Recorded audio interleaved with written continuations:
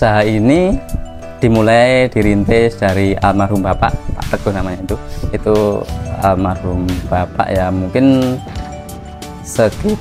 katanya sekitar 1974 itu beliau memulai usaha jenang. Tapi sebelumnya beliau itu usahanya bikin jual karak gitu, ngertes karak beras itu. Setelah mungkin Bapak dan keluarga itu ingin menambah penghasilan, meningkatkan perekonomian, beliau berusaha terus mencoba untuk membuat jenang, dan akhirnya mungkin laku dan sampai sekarang bertahan sampai sekarang, Mas. Dan kebetulan almarhum Bapak sudah meninggal tahun 2014, terus kami yang melanjutkan. Untuk kebetulan ini ya bapaknya istri ya, tadi saya di sini menantu. Untuk ciri khas jenang Kedung Gudel itu ya mungkin bahan baku kita dari tepung beras, Mas, ya. Juga kita ada sedikit tepung ketan. Tadi kalau yang membedakan mungkin di daerah lain itu mungkin jenang dodol Garut, jenang Kudus itu mungkin mereka itu banyak ketannya atau murni dari tepung ketan. Tapi kalau di Kedung Gudel khususnya ini bahannya banyak tepung berasnya.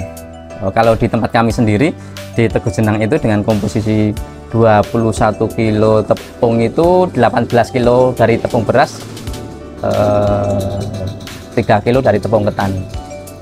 Kita pakai gula merah itu sekitar 30 kilo, dan kelapa yang dibikin santan itu sekitar 60 butir kelapa. Proses pembuatan jenang di tempat kami yang proses saat ini, kita sedang proses pengaduan ya. Mungkin kalau proses pengaduan sendiri kita berlangsung selama 4 jam ya, sekitar 4 jam itu setelah terus-menerus diaduk seperti ini. Mungkin nanti jam berapa, Mas? Mungkin nanti setengah 4 kita baru matang untuk mulai mencetak. Tapi untuk awal proses pembuatan jenang ini, kita pertama kali itu merebus gula merah.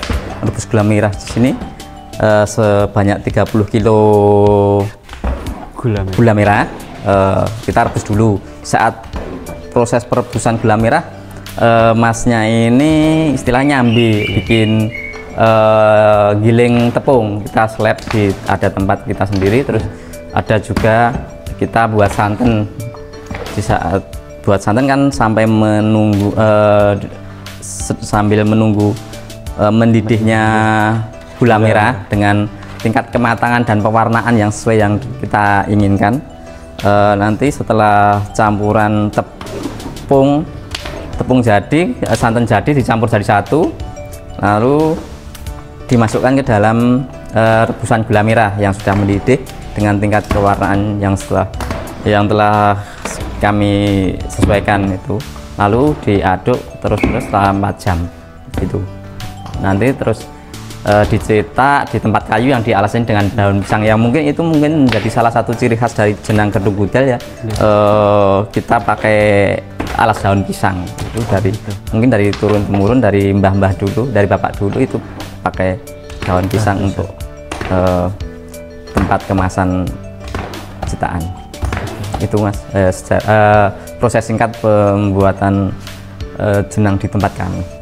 Ini cetakan seperti ini, Mas. Kita kebetulan ada 3 macam variasi ukuran cetakan. Yang paling kecil ini yang 9.000, untuk harga sementara ini 9.000. Terus ini yang 18, yang paling gede ini 35.000. Jadi mungkin kalau sudah jadi nanti kayak gini. Ini yang bikinan kemarin, Mas. Yang dijual hari ini kan biasanya bikinan kemarin. Terus bikinan hari ini biasanya dijual untuk besok pagi. Gitu. Untuk masa daya tahan ini, kalau jenang itu paling 4-5 hari itu di suhu ruang kayak gini maksimal itu.